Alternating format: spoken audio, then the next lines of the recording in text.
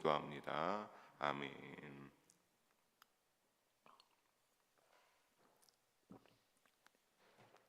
네, 오늘 이 시간 심판에서 버림받은 자들의 최후라는 제목으로 우리 함께 말씀을 나눠보도록 하겠습니다.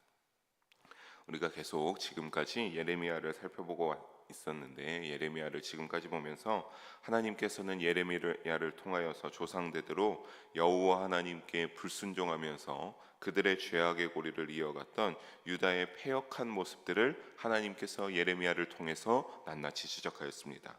그 지적되는 죄로 인하여서 하나님께서는 말씀하시기를 유다 남은 족속들과 예루살렘 근처에 거하는 성전 가운데 거하는 거민들을 향하여 너희가 심판을 면치 못할 것이고 그 심판의 결과에 따라 멸망을 맞이하게 될 것을 본문의 흐름을 살펴보며 우리가 쭉 이렇게 지금까지 봤습니다. 그런 가운데 오늘 우리가 읽은 본문은 그러한 예루살렘과 성전에 대한 경고의 마지막 결과로서 어떤 일과 슬픔이 그들 가운데 있게 될 것인지에 대하여서 기록하고 있습니다.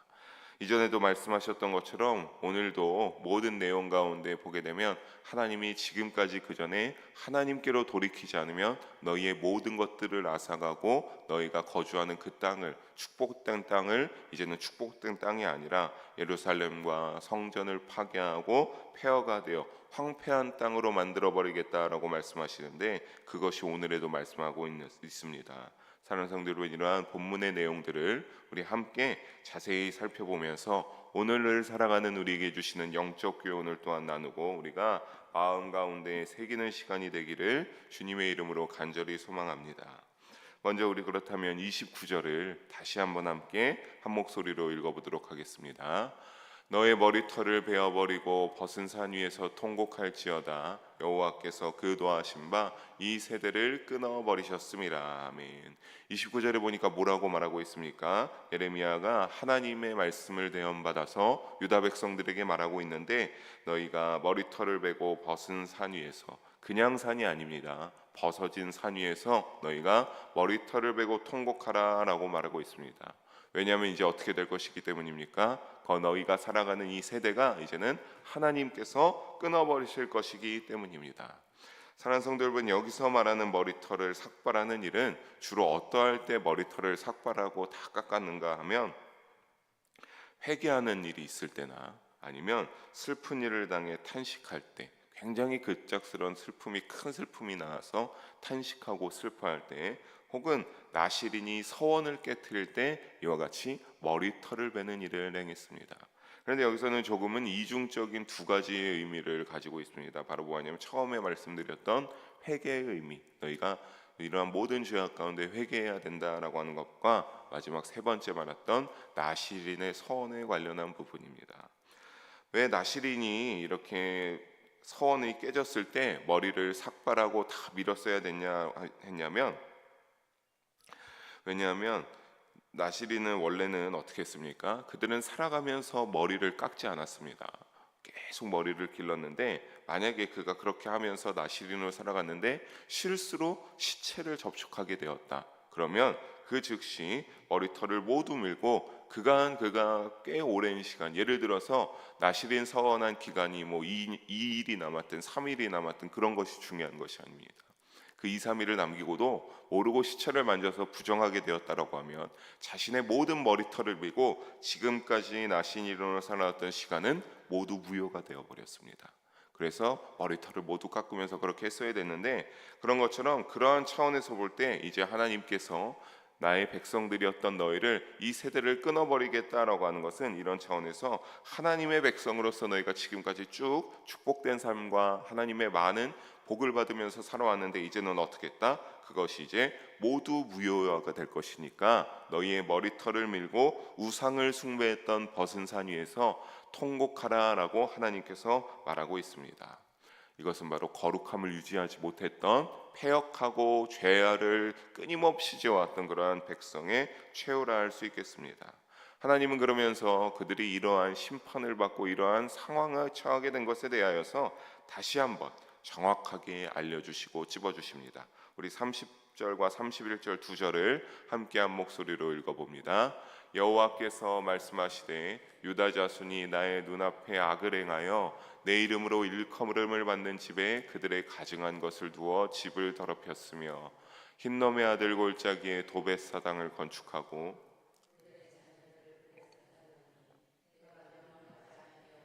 내 마음에 생각하지도 아니한 일이니라. 아멘. 30절과 31절에 그들이 행한 죄악들이 나오고 있습니다.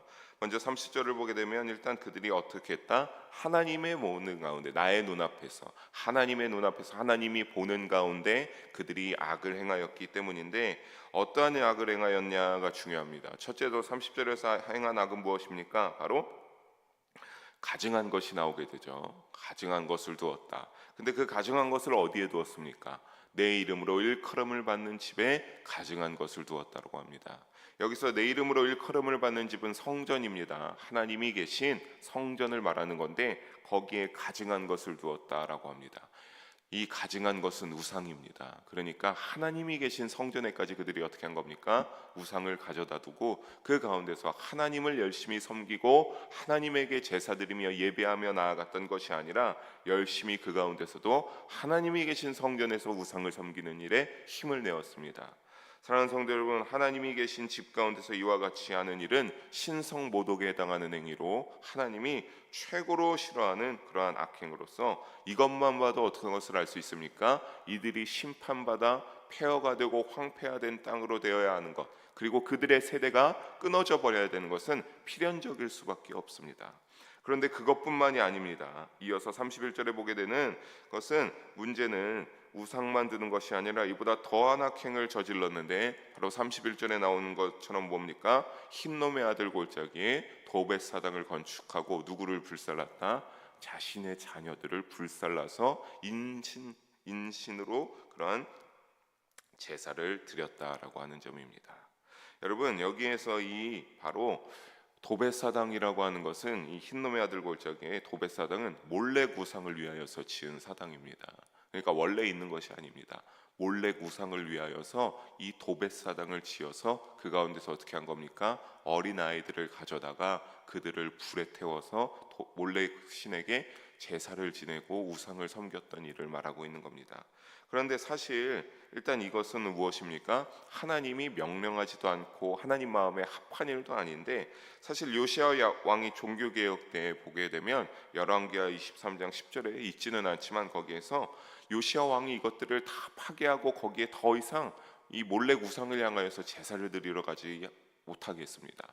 그런데 보니까 다시 건축했다라고 하죠. 초반에 흰놈의 아들 골짜기에 도벳 사당을 건축하고, 그러니까 그렇게 폐허가 됐다가 어떻게 한 겁니까? 다시 그것을 건축해서 거기에서 자녀들을, 어린아이들을 끌어다가 거기에서 우상을 향하여서 인신 제사를 드렸던 그런 그들의 폐역한 아주 잔인한 죄악을 하나님께서 말씀하고 짓고 계십니다.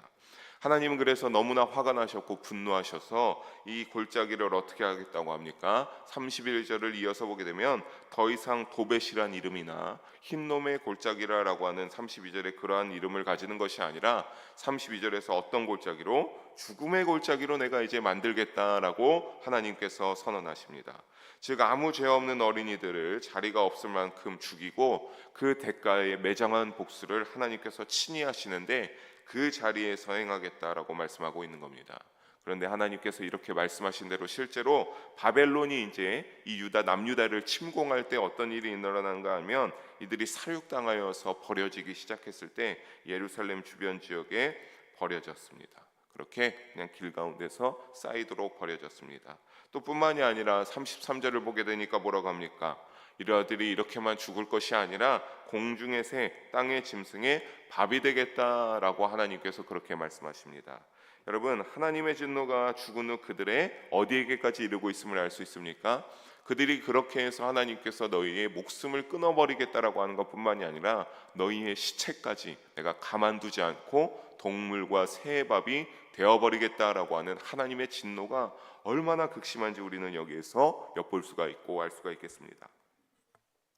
그런데 중요한 것은 이스라엘 사회에서 이렇게 시체가 죽은 후에 매장되지 못한다라고 하는 것, 들짐승의 밥이 된다라고 하는 것은 신명기 28장에 보면 저주 중에 저주가 아닐 수가 없었습니다. 그것처럼 굉장히 하나님의 진노가 극심함을 알 수 있는 대목임을 다시 한번 강조합니다. 결국에는 그래서 34절에 뭐라고 합니까? 우리 34절을 함께 한 목소리로 읽어봅니다.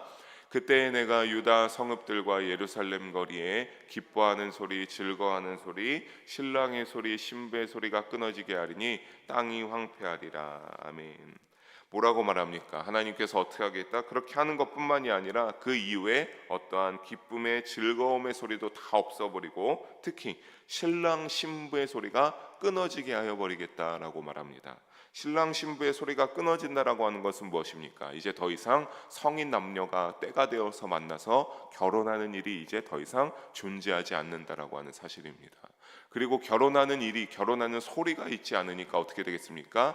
자연스럽게 그들의 남녀가 만나서 이세를 출산하고 그 민족이 대가 이어져 갔던 것들도 끊어져 버리는 그러한 일을 알게 되어서 땅이 황폐하게 될 것이다 라고 하나님께서는 그들을 향하여서 말하고 있습니다. 사랑하는 성도 여러분, 분명 하나님은 이들을 누구로 삼았었습니까? 하나님의 백성으로 삼았던 자들입니다. 하나님이 참 사랑하시고 그들을 축복하시고 덤의 복을 주었던 자들입니다. 그러나 엄중한 지역을 끊임없이 짓고 그 죄악 가운데 빠져있는 자들을 백성이란 이유로 그 모든 것들을 하나님께서는 봐주시거나 내버려 두시지 않으시는 하나님의 속성을 우리가 알 수 있겠습니다. 우리는 그러니까 어떻게 해야 되겠습니까? 여러분, 믿음을 온전히 지키시고 하나님 앞에 거룩하게 경건하게 온전한 믿음의 생활을 할 수 있는 우리가 되기를 주님의 이름으로 부탁드리겠습니다. 늘 믿음을 지켜서 하나님의 말씀을 따르며 하나님의 백성으로 복된 인생을 하나님 부르시는 끝날까지, 내가 이 땅 가운데서 내 인생이 끝나는 날까지 그런 하나님 백성으로서의 복된 인생을 끝까지 유지하면서 살아가는 우리 모두이기를 주님의 이름으로 간절히 소망하며 축복합니다. 이어서 우리 8장 1절과 2절을 함께 한 목소리로 다시 읽어보도록 하겠습니다. 여호와의 말씀이니라. 그때 사람들이 유다 왕들의 뼈와 그의 지도자들의 뼈와 제사장들의 뼈와 선지자들의 뼈와 예루살렘 주민의 뼈를 그 무덤에서 끌어내어 그들이 사랑하며 섬기며 뒤따르며 구하며 경배하던 해와 달과 하늘의 무별 아래에서 펼쳐지게 하리니 그 뼈가 거두이거나 묻히지 못하여 지면에서 분토 같을 것이며. 아멘. 1절로 다시 돌아와서 그때란 무엇을 말하냐면 하나님 심판의 날을 말합니다. 하나님이 늘 그전부터 말하지 않았습니까? 심판을 하는데 누구를 통해서 심판하겠다? 북방의 민족 바벨론을 통하여서 내가 너희를 심판할 것이다. 그러니까 이 그때는 하나님이 이 말씀하신 바벨론이 유다를 침공하는 날, 그때를 가리킵니다. 그때 황폐해지고 난 후에 바벨론 군대가 유다 사람들의 무덤을 어떻게 한다라고 하는 겁니까? 파헤칠 것이다 라고 알려주고 있습니다. 그런데 그것이 누구에 해당되는 것이 아닙니다. 왕이든 제사장이든 선지자든 지도자든 주민이든 여기에 보게 되면 다 족속의 높은 족속 직분부터 그 가장 기본의 주민까지 상관없이 그들의 모든 무덤이 파헤쳐져서 어떻게 되는 겁니까? 다 그 뼈가 나뒹굴어지게 되겠다라고 하나님께서 말씀하십니다. 어디 앞에 나뒹굴어집니까? 2절로 보게 되면 그들이 열심히 섬겼던, 참 이것을 보면 그들이 우상만 섬기는 것이 아니라 또 무엇도 열심히 섬겼음을 알 수 있습니까? 하늘의 달과 해와 별과 별을 열심으로 그 하늘을 섬기는 그런 우상시 삼으면서 섬겼던 그들의 모습을 알 수 있는데, 그들 가운데서 어떻게 하시겠다? 그 뼈가 너희가 펼쳐져서 아무도 또한 어떻게 거두어가거나 묻히지 못하여서 분토, 그냥 그 가운데서 그렇게 세월이 지나서 분토가 되어서나 흙에 휩쓸려서 없어지게 될 때까지 그렇게 그냥 그 가운데서 나뒹굴게 뒹굴거리게 만들겠다라고 하나님께서 말씀하고 있는 사실입니다. 사랑하는 성도 여러분, 여기서 그런데 웃긴 것은 무엇입니까? 그들이 그렇게 열심히 섬기고 숭배했던 해와 달과 별은 어떠한 겁니까? 그들이 이러한 시체까지 모욕당하는 상황에서 그들이 열심히 섬겼던 이 해와 달과 별들은 뭘 할 수 있습니까? 아무것도 할 수가 없습니다. 하나님이 그렇게 바벨론을 통하여서 그들의 무덤까지 다 파헤쳐지게 했지만 그들이 사랑하고 열심히 섬겼던 우상된 것들과 모든 피조물들은 할 수 있는 것이 없습니다. 왜 그렇습니까? 하나님이 창조하시고 하나님이 만드셨고, 하나님이 창조주이시기 때문에 그런 사실을 우리는 잊지 말아야겠습니다. 결국 우상을 숭배한다라고 하는 것은 하나님 앞에 굉장히 무의미한 일이며, 결국에 결론적인 어떠한 결과론적인 차원에 갔을 때는 그들은 아주 허무하고 아무런 힘도 없는 그러한 존재인 것을 우리는 절대로 잊지 말아야겠습니다. 사랑하는 성도 여러분, 유일한 신은 하나님뿐임을 잊지 마시기를 주님의 이름으로 부탁드리겠습니다. 그리고 마지막 3절을 보게 되면 뭐라고 합니까? 3절에 보게 되면 이 악한 민족, 하나님이 이제는 악한 민족이라고 칭하면서 그들 가운데서 살아남은, 간신히 살아남은 자들은 어떠한 자들이겠습니까? 바벨론에게 대차게 패하고 거의 다 전부 죽어나간 다음에 간신히 살아남아서 포로로 끌려간 자들, 바벨론의 포로로 끌려간 자들은 그것을 보면서 사는 것보다 무엇을 더 원한다? 죽는 것을 원하겠다. 그들이 그렇게 포로로 끌려가서 살아가는 것이 아니라 차라리 죽는 것이 낫겠다라고 원하겠다라고 하는 겁니다. 이것은 무엇을 의미하는 것이겠습니까? 그들이 그만큼 바벨론으로 포로로 끌려가서 살아가는 날들은 굉장히 고통스럽고 참 얼마나 엄청 헤아릴 수 없는, 이 죽는 것이 낫다라고 생각할 만큼 고통스러운 시간들이 예비되어 있음을 시사해주고 있음을 우리가 알 수 있겠습니다. 사랑하는 성도 여러분, 하나님을 떠난 자들의 말로가 어떻습니까? 이렇게 무섭고 참담한 일임을 우리는 잊지 말아야 될 줄로 믿습니다.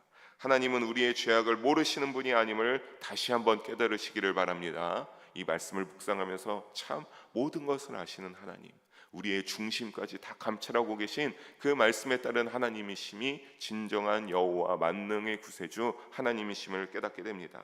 중심을 보시는 하나님께서는 우리의 모든 것을 다 아시고 참인지 거짓인지 이미 아십니다.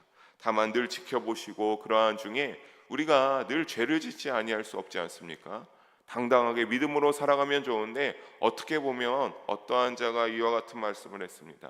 우리는 원래는 지옥을 향하여서 살아가는 중인데 그 가운데서 감사하게도 예수님을 만나고 예수님을 알게 돼서 예수님이 그 가운데서, 그 급행열차 가운데서 우리를 끄집어내시고 우리를 구원하여 주셨다라고 하는 그러한 말을 하는 것을 본 것처럼 그 가운데 그냥 그렇게 지켜보고 인내하고 계신 겁니다.